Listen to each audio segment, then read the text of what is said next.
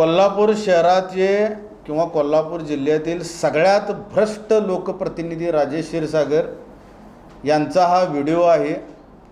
या व्हिडिओमध्ये ते कॉन्ट्रॅक्टरांना धमकावताना दिसतात आणि कॉन्ट्रॅक्टरांनी 40 लाख रुपये त्यांना दिले हे प्रूव्ह झालं, सिद्ध झालं। पण हे क्षीरसागर तेवढ्याने त्यांची भूक भागताना दिसत नाही। पुन्हा म्हणतात मला अजून पाहिजे, मला वरती पैसे पोचवायचे असतात। वरच्यांच्या नावावर मुख्यमंत्री असतील, उपमुख्यमंत्री असतील, त्यांना देखील हे बदनाम करत सुटलेत। एकनाथ शिंदे साहेबांनी अशा लोकांच्याकडे लक्ष केंद्रित करून यांना पक्षातून हाकलायला पाहिजे। यांच्या राज्य नियोजन मंडळ अध्यक्षपद काढून घेऊन यांना आर्थिक नियोजन मंडळ महामंडळाचं पद द्यायला पाहिजे। इतके हे भ्रष्टाचारी लोकप्रतिनिधी।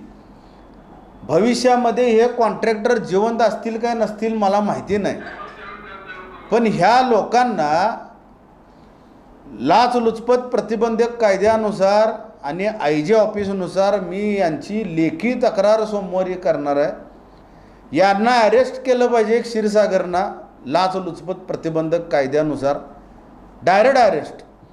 आणि यांना माझी एक प्रामाणिक इच्छा आहे, ह्या राजेश क्षीरसागरने 2 वर्ष जेलमध्ये किमान सडून एक पांढरी दाढी आणि पांढऱ्या केसातून बाहेर येतेलं मला बघायचं होतं।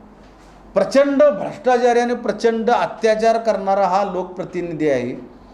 माझं तुमचं सगळ्यांचं कोल्हापूर जिल्ह्याचं सौभाग्य आहे की हा लोकप्रतिनिधी रेड हँड सापडला पैसे खाताना। याच्या इतकं दुर्भाग्य या राजश्री शाहूंच्या नगरीत कुठल्याही लोकप्रतिनिधीचं मी बघितलं नाही।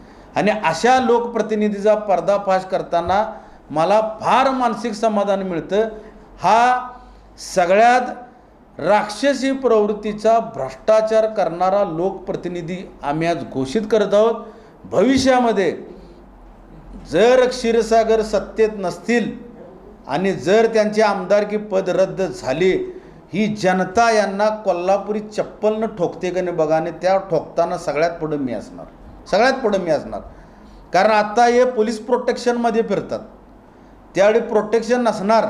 आणि ज्यावेळी प्रोटेक्शन काढाल ना, त्या रवी इंगोलेची गाडी समोरनं आली तरी तुम्हाला घाम फुटला पाहिजे असं वागणार मी यांच्याबरोबर। पोलीस प्रशासनाला माझी विनंती आहे, या व्यक्तीचा कसलाही फोन येऊ दे, ह्यांचं काम करू नका। ह्याच्या प्रत्येक फोन मागं अर्थकारण असतं। शासकीय अधिकाऱ्यांनो सगळ्यांना ऐका, याला कसली भीक घालू नका या राजेश क्षीरसागरना। याच्या प्रत्येक फोनला अर्थकारण आहे। स्पष्ट सांगायचं, साहेब दूध का दूध पाणी का पाणी असेल तर आम्ही काम करतो, नाहीतर तुमच्या भ्रष्टाचारामुळं आम्ही अडचणीत नको। भविष्यामध्ये हे टेंडर घेतलेले कॉन्ट्रॅक्टर अडचणीत येणार आहेत। त्यांनी काम कितपत केलं हे शहानिशा होणार आहे। 40 लाख रुपये यांना देऊन 1 कोटी रुपये ते कोण आहेत त्यांना देऊन परत वरच्यांना द्यायचं म्हणतात। तर अशा लोकप्रतिनिधी करायचं काय? तर आमच्या शिवसेनेच्या भाषेत खाली डोकं वर पाय।